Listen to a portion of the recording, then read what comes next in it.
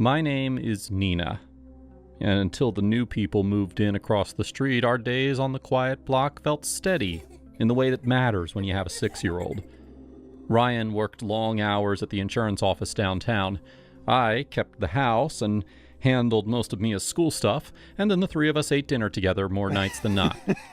We weren't rich, but the mortgage was manageable, and the backyard had enough grass for Mia to chase the neighbor's cat when it wandered over. I liked the predictability. Well, the morning they arrived, I was on the front porch sweeping the dead leaves that always collected in the corners. A big rental truck sat in the driveway opposite ours.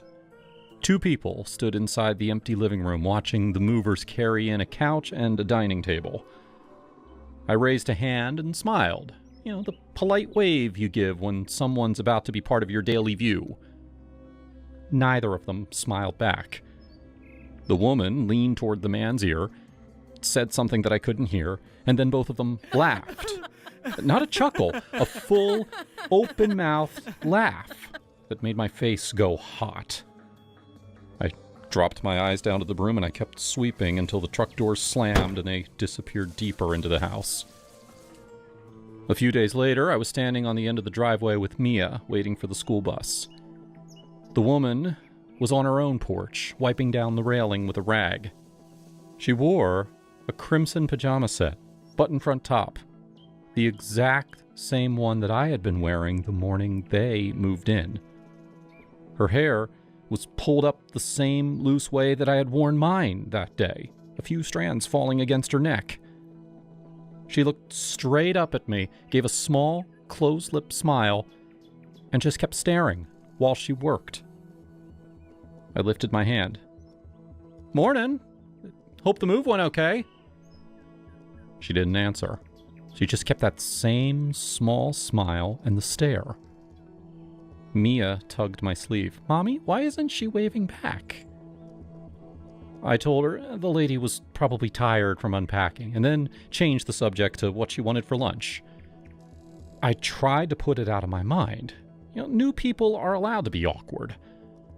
But 2 mornings later, I was in the living room folding laundry, and I just happened to glance out the front window. She was standing on the sidewalk directly across from our house, arms folded, watching the windows. Not walking, not pretending to look at her phone, just standing there.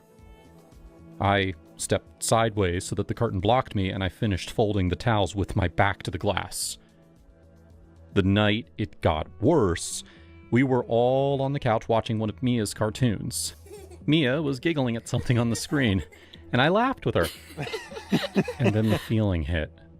The same prickling that I used to get as a kid when I knew that someone was behind me in a dark hallway. I turned toward the front window. Their house was completely dark. I told myself I was being ridiculous, and I looked back at the TV. A car came down the street.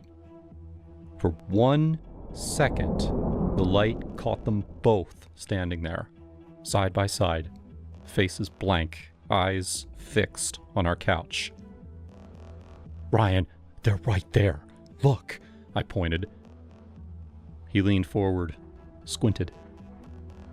"I don't see anybody, babe. Their lights are off." "When the car passed, I saw them. They were staring straight at us." He reached for my hand and pulled me back down. "Nina, the TV's bright. Your eyes are adjusting." "Mia, you okay?" Our daughter nodded, suddenly quiet. Ryan lowered his voice. "You've been wound up since they moved in. Maybe just give it a couple of weeks." I sat there with my hands clenched in my lap, and I didn't argue, but the knot in my stomach stayed. I called my friend Lisa the next afternoon while Mia was at school. "The people across the street are off," I told her. "The wife copies my clothes. She stands on the sidewalk and watches the house. Last night, I swear, they were at their window in the dark, staring at us." Lisa was quiet for a second. "Have you actually talked to them? Maybe they're just weirdos who don't know how to be neighborly. Or maybe you're reading too much into it because you're home a lot." I know she meant well, but the words still stung. I changed the subject. Well, 10 days after they moved in, I walked home from Lisa's after dinner. It was a short walk, just around the block. Their porch light was on, and the front yard was lit enough that I saw everything clearly. The man, Derek, I found out later, was on his hands and knees on the grass. A wide, black collar sat around his neck with a leash clipped to it. The woman, Vanessa, held the other end.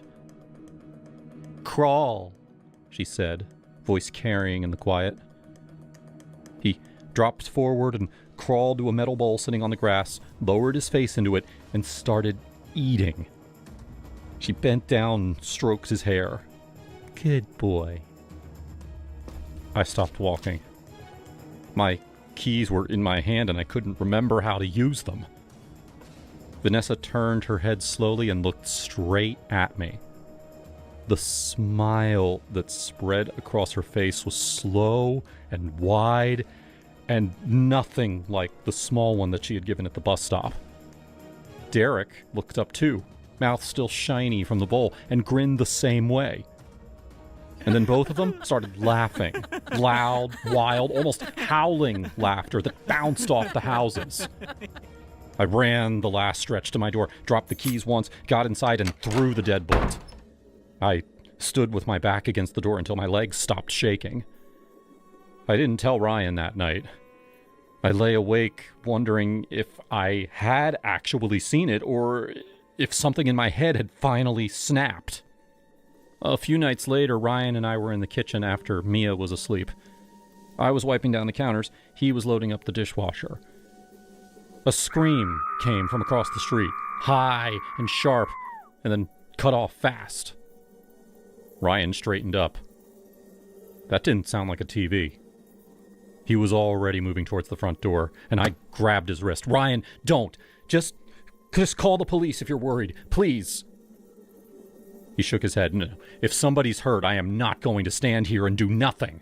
"Ryan, listen to me. Do not go over there." My voice was rising. He pulled his arm free. Not rough, just firm. "I'll be 2 minutes. Stay inside." I followed him onto the porch anyway, arms wrapped tight. He crossed the street and knocked on their door. It opened after a moment. Vanessa stood in the doorway.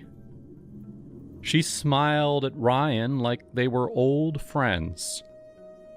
"Ryan, right? Everything okay?" "We had a movie on too loud. Sorry about that." She glanced past him at me standing on our porch, and then took his hand and pulled him gently, but without hesitation, across the threshold. "Come in for a second so I can show you that we're fine. Tell your wife she's welcome too." The door closed behind them. I screamed his name. I don't remember deciding to run. I was just suddenly at the bottom of their steps, banging on the door with both fists. No one answered. I screamed again. I woke up in our bed with the sheets twisted around my legs and Ryan sitting up beside me, one hand on my back. "Nina, hey, you were yelling." My heart was still slamming against my ribs. It was a dream. It felt real. They were in the yard again, and then you went over, and then she pulled you inside, and I couldn't get you to come out. The words came out in a rush, and Ryan pulled me against his chest. "Jesus. Wow. No wonder you screamed." It's okay. It was just a dream." He rubbed slow circles between my shoulder blades. "They're probably just a couple who likes their privacy and doesn't know how to wave hello. Nothing more than that." The reassurance from Ryan's arms didn't stick. I tried to believe him. Tried to believe that the neighbors were just private people who didn't know how to wave. But the knot in my stomach never loosened. 2 weeks later, we had plans for dinner at that little Italian place downtown. Mia was staying with Lisa for the night.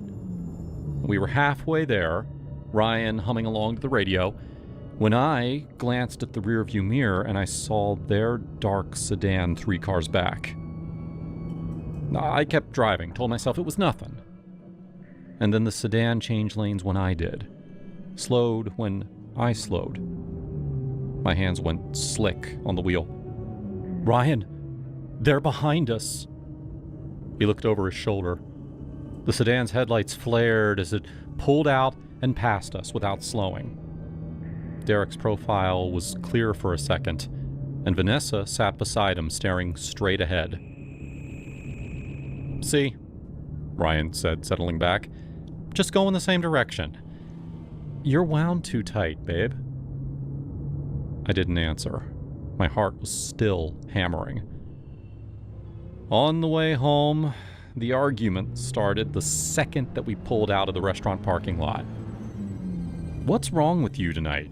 You barely touched the food. You kept checking the window like you expected them to walk in." "Because they were following us," I said. My voice came out sharper than I meant. "I saw their car in the mirror for 10 minutes straight." "It passed us, Nina. People drive on the same roads. It could have been a coincidence." "How would they know we were going to that restaurant?" The words tumbled out before I could stop them. "Unless they heard us talking about it. Unless they're listening." Ryan was quiet for a long moment, and then he laughed once, short and tired. Jesus. Listening.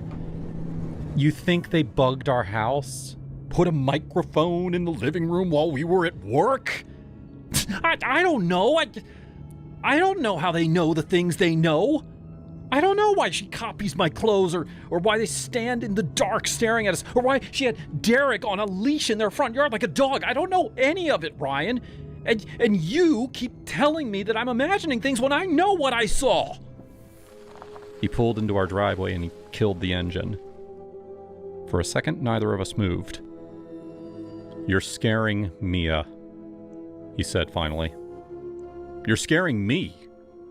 Every time I come home, you're at that window. You forget to cook. You forgot to pick her up from the bus on time last week. Lisa had to bring her home. This isn't you." I stared at our dark living room window.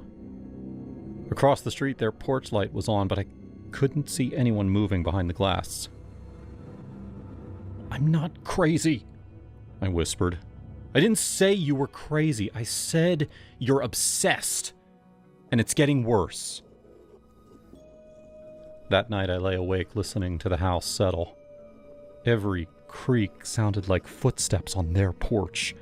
Every car on the street sounded like their sedan pulling up. I got up twice to check the locks. The next 6 months blurred into something that I still can't look at straight. Their staring never stopped. If anything, it got more deliberate. Vanessa would stand on her porch in whatever I had worn a few days before. She'd smile that small, closed-lip smile and then hold my gaze until I looked away.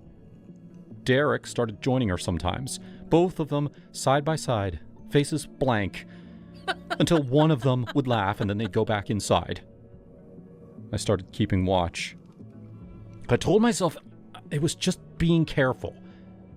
I'd stand at the living room window with the curtain cracked, phone in my hand in case I needed to call someone. And then I started doing it while I was supposed to be folding laundry. And then, while dinner was on the stove, I burned 3 meals in 1 week. Ryan started coming home to the smoke alarm and Mia asking why the chicken was black again. I stopped showering some days. Couldn't remember the last time I'd washed my hair. The house got messy. Laundry piled up on the couch, dishes in the sink, Mia's toys scattered because, well, I kept forgetting to tell her to pick them up. I'd catch Ryan looking at me with this careful, worried expression, and I would snap at him before he could say anything. Lisa stopped calling after the 3rd time that I told her that they were still watching. She said that I needed to talk to someone professional. I hung up on her. The only thing that mattered was that house across the street. And then, without warning, it all changed. One morning I woke up, and Vanessa wasn't on her porch. Derek's car was gone. I stood at the window for an hour just waiting for them to appear. Nothing. Well, that afternoon I took Mia to the park, and when we came back, their blinds were still closed. No one on the sidewalk, no one at the window. Now, at first, I thought maybe they're out of town. But then a week passed. Then 2. They were there. I saw lights on at night. I saw Derek's car in the driveway some evenings. But they stopped looking at us completely. It should have been a relief, but it wasn't. I couldn't stop watching. I needed to know why they had stopped. Had they gotten bored? Had I done something wrong? Every time I caught myself staring at their empty windows, I felt sick, and I kept staring anyway, because what if the second that I looked away, they started staring again? I forgot Mia's school picture day. I forgot to pay the electric bill. Ryan found me at 3 in the morning, standing in the dark living room with the curtain open, just watching. And that was the night that everything cracked. We were in the kitchen. He was loading the dishwasher again because, well, I hadn't. I was scrubbing the same spot on the counter over and over. You have to stop. You're not sleeping. You're not eating. Mia asked me yesterday if Mommy was sick because you keep forgetting to brush your hair. I can't keep doing this, Nina. They're still doing it. They're just being smarter about it now. They want me to think I'm crazy. Ryan set a plate down harder than he needed to. Don't you see it? They don't care about you. It's you who has become the creepy lady next door for them. You're the one staring at their house for hours. You're the one who follows their car. You're the one who stands up on the porch watching their windows like you're waiting for them to slip up. They're living their life, and you're the one who can't look away. I didn't argue. I went upstairs and sat on the edge of our bed until my hands stopped shaking. And then I made a decision. I was going to stop. No more window, no more checking, no more letting them live in my head. If they wanted to play games, they could play them alone. For 3 days, I kept my promise. I cooked actual meals. I showered. I took Mia to the library and let her pick out too many books. I even called Lisa and apologized. The relief was thin and shaky, but it was there. On the 4th morning, I walked into the living room with my coffee and saw the mover's truck parked in front of their house. My stomach dropped. They were at the window, both of them watching me. No creepy smile this time. Vanessa's face was blank, almost curious. Derek stood beside her, one hand on the glass. They looked strange. And then Vanessa raised her hand and waved. A big, slow wave. Her mouth curved into that wide, open smile that I remembered from the first day. Derek smiled too, the same knowing curve. Neither of them looked away.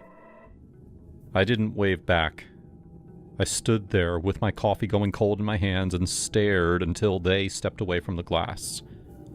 I watched them carry boxes to the truck, watched Vanessa lock the front door for the last time, watched Derek hold the passenger door for her, like they were any normal couple moving to a new life. They drove away without looking back. The house across the street stayed empty for several days. I kept waiting for the anxiety to lift. It didn't. Every time I stepped onto the porch, I felt eyes on the back of my neck. I caught myself glancing at their dark windows even when I told myself not to.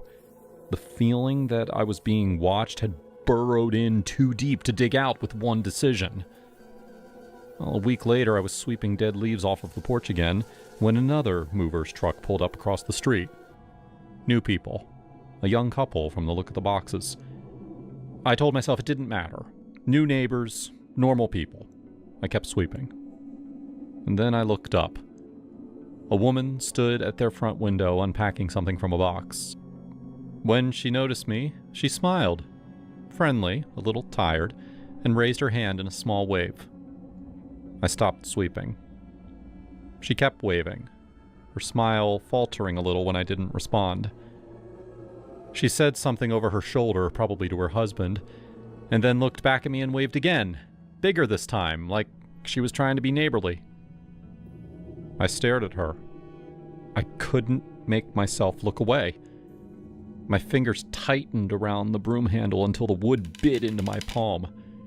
Every muscle in my body was braced for the moment that her smile would change, for the moment that she would lean towards someone that I couldn't see, and then laugh that same open-mouthed laugh that had started all of this. But she didn't. She just kept waving, looking confused now, until I turned and walked back into my house. I closed the door, locked it, and I still couldn't stop looking. Hey guys and girls, the best people hit the subscribe button before moving on to the next story.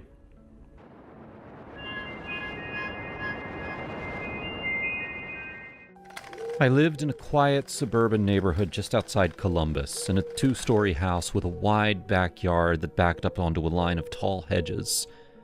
The place had always felt like my private kingdom, a spot where I could keep my complicated life neatly partitioned. I was dating 3 men at once, and none of them knew about the others. Mark thought he was the only one. Jake believed that our fiery chemistry made us inevitable. Alex paid for the illusion that I belonged only to him. I juggled them with the precision of someone who had learned early that honesty was a liability. Well, the trouble started with Mr. Ellis next door. It began in the middle of the night. I'd be lying in bed after one of Jake's visits when the chainsaw would rip through the silence. 5 minutes of angry buzzing. And then the lawnmower would start up, even though his grass was already trimmed short. The sound dragged across my nerves. I'd press my face into the pillow and tell myself it was nothing. Old man, bored, losing his mind. But it kept happening. One evening, Mark was over, fixing a loose cabinet hinge in the kitchen, like the dependable boyfriend he believed he was. Mark, the neighbor's at it again. Chainsaw at 2 a.m. And then the mower, like he's trying to wake the dead. Mark barely glanced up. Guy's probably got insomnia. Or dementia. You want me to talk to him? Would you? I hate feeling like I'm the only one hearing it. I got you, babe. He never did talk to Mr. Ellis. By the time he left that night, I had already decided that I wouldn't rely on any of them for real protection. I handled my own messes. The noises continued for weeks. Then, late one night, they stopped early. I heard the chainsaw die out and crept to the upstairs window. Mr. Ellis dragged a long extension ladder from his garage. He propped it up against the back of his house, climbed with surprising steadiness, and stepped onto the roof.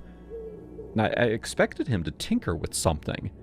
Instead, he stood at the peak and turned slowly, staring at every house on the street.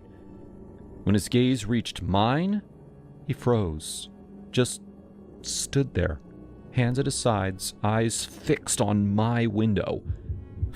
My pulse hammered so hard I felt it in my throat. He pulled a small notebook from his pocket, scribbled something, and then scrambled down the ladder like something was chasing him. The back door slammed, lights went out. The next afternoon, I had my eyes closed, letting the warmth settle when the feeling hit me. Someone watching. I sat up slowly and shaded my eyes. Mr. Ellis stood on his roof again, binoculars in one hand, notebook in the other. He lowered them, gave me a slow wave, and smiled like we shared a private joke. And then he wrote something down. I didn't wave back. I gathered my towel and walked inside. But I couldn't help testing whether he was still looking. He was. That marked the beginning of 6 long months. I kept my routine with the men while the roof visits became regular. Mark came on Mondays with takeout. Jake showed up midweek with perfumes and chocolates. Alex arrived on weekends with expensive wine. I lied to all of them with ease. To Mark, I was the perfect future wife. To Jake, I was wild and unattached. To Alex, I was his princess. One Thursday after Jake left, I stood at the bedroom window when I saw Mr. Ellis on the roof again.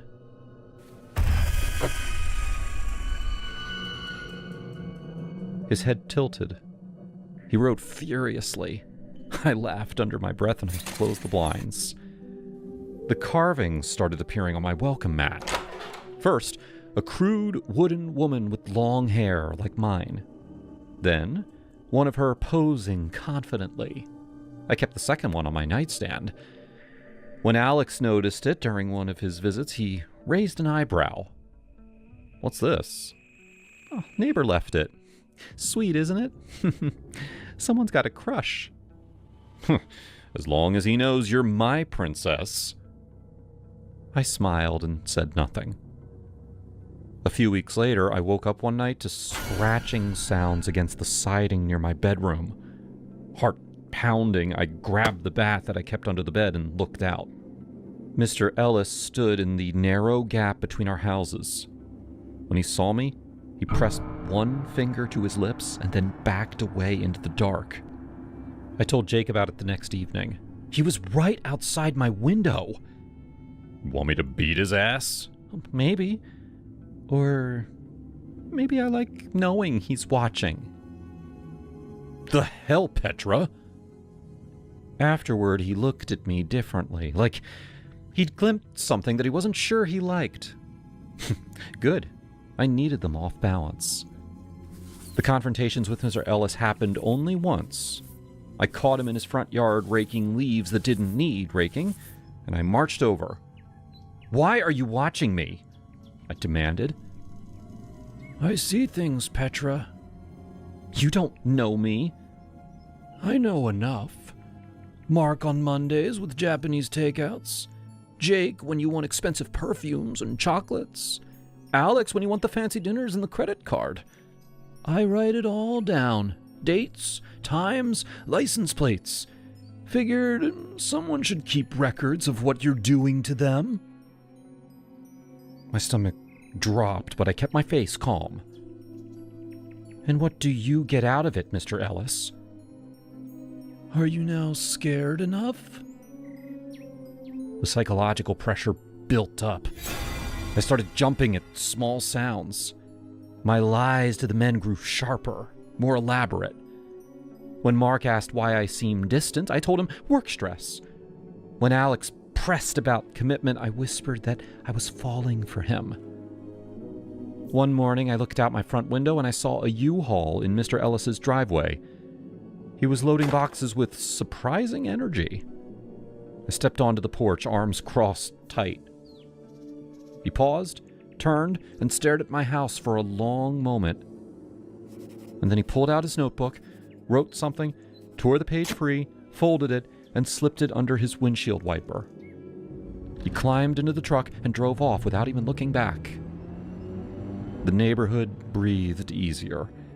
Beth, across the street, brought over cookies the next day. Good riddance. That man had screws loose. I smiled and agreed, but my hand shook when I picked up my mug. 3 days later, I found an envelope behind my mailbox. Inside were photocopies of every note that he had ever written, dates and times of each man's visits, descriptions of what happened in the backyard, the living room, the kitchen counter, license plates. The last page was a handwritten letter. "Petra, I'm not right in the head. Never have been. But I saw what you were doing to those men, and what they were doing to you. Thought if I scared you enough, you'd stop the games before they destroyed those innocent men. Maybe I went too far. Maybe I liked watching you more than I should have. You're not innocent. Neither am I. Good luck. Ellis. I sat on the kitchen floor and read it twice. And then I burned every page in the backyard fire pit, watching the smoke curl up while I sipped the last of Alex's expensive wine. I ended things with all three men over the following weeks. To Mark, I cried and said that I needed space. To Jake, I told the truth, that I had been seeing others and watched his face twist. To Alex, I simply stopped answering calls and changed the locks. I painted the bedroom a soft sage green. I bought new sheets that smelled only of me, and I planted roses along the fence line where Mr. Ellis used to stand and stare. Some nights I still woke up thinking I heard the chainsaw, but it was only the wind or a neighbor's car. I would lie there, smiling in the dark, fingertips tracing the wooden carving I had kept. The woman standing alone, head high.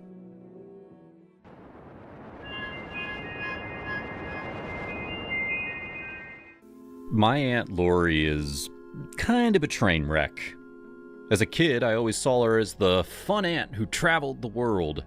She'd visit us on holidays and bring me random toys from whatever country she last visited.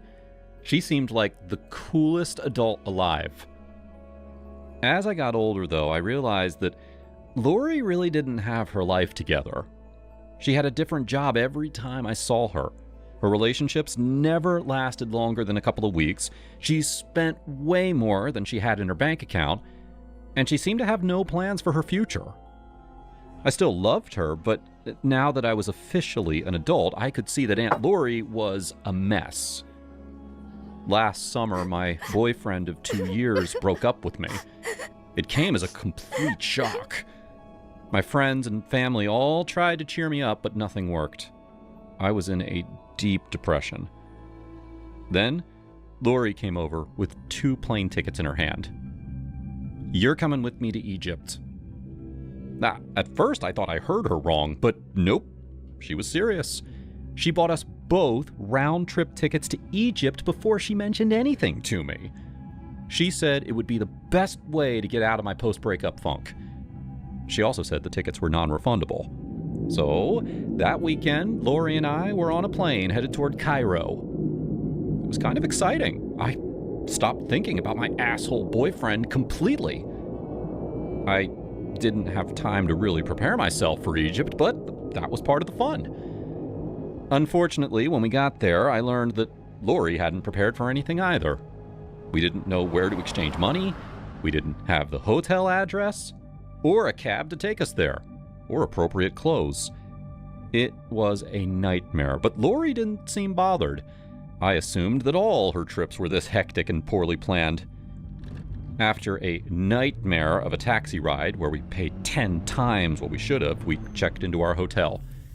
I got food poisoning at dinner. The maid stole my good shoes. I won't go into all the details, but trust me, it was bad. And still, Lori had this positive, chipper attitude that only made everything worse.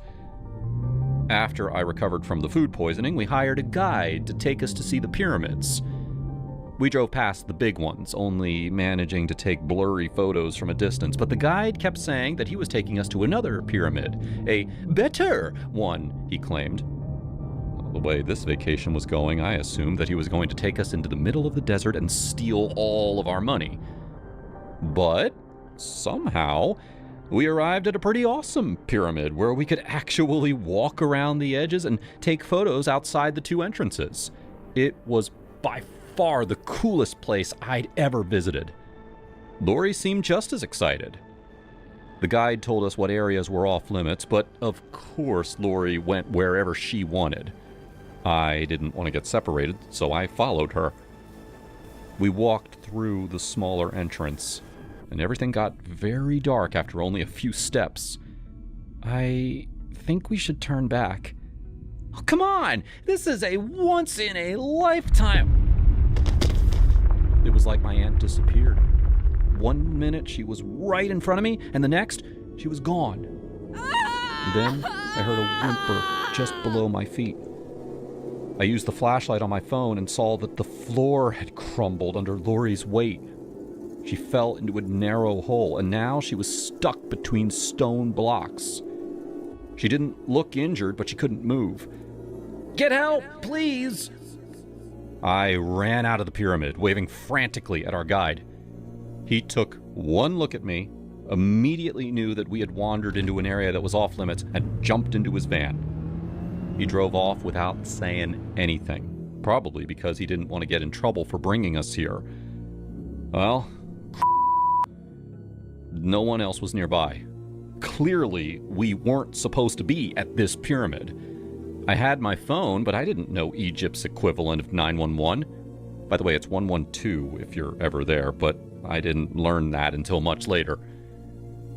I had the hotel number saved, but when I called the concierge, he could barely speak English. Plus, I didn't know the name of the pyramid, so I couldn't tell him where we were. He eventually hung up on me. I was sunburnt, still dehydrated from the food poisoning, and angry at this whole situation. I walked back into the pyramid, careful where I stepped, and found Lori right where I left her. I don't know what to do. You're trapped like this until someone comes. Wow! When we get home, this'll be a great story to tell your friends. There was something about her voice that drove me into a rage. How could she sound so chipper? We were seriously screwed. We'd probably die out here, and she was acting like this was some kind of adventure. I screamed at her. I told her that it was our own damn fault for getting stuck in a frickin' pyramid. I said that she was an embarrassment, that if we got back home, I never wanted to see her again. It was a little intense, but I couldn't help it. The words just came out of me. She didn't say anything for a long time, and it was too dark for me to see her expression. Then, out of nowhere, she started laughing. It was so sudden and surprising that I laughed too. I realized how ridiculous this all was. And just like that, my anger went away. She was the one trapped in a pyramid, not me. And if she wasn't upset with the situation, then neither was I. Maybe I was wrong about her. Sure, her life was a train wreck compared to the rest of our family, but that was her choice. She was fearless. She wanted to hop from adventure to adventure. So what if she didn't have a husband or a steady job? When we stopped laughing, her voice got pretty serious. Okay, if no one's coming for me, then grab the water bottle. Pour it around my shoulders and we'll see if that'll help me climb out. Can you do that? I doubted that this plan would work, but if it didn't, she'd probably think of something else to try. I was fishing out of water from my backpack when I heard footsteps behind me. It was our guide. He hadn't abandoned us after all. He just left to bring back his friends. There were 3 of them, and they brought ropes and a harness. I walked out of the pyramid to give them space. 20 minutes and a lot of grunting later, Lori was free. We gave the guy a huge tip. Now, we didn't find out that our adventure made international news until the next day. American tourist gets stuck in pyramid. Now, anyone else would have been mortified by the headlines, but not Lori. I didn't want a life like my aunt's. I need more stability. But after our trip, I've decided that I'll start living a little more like her. Why not?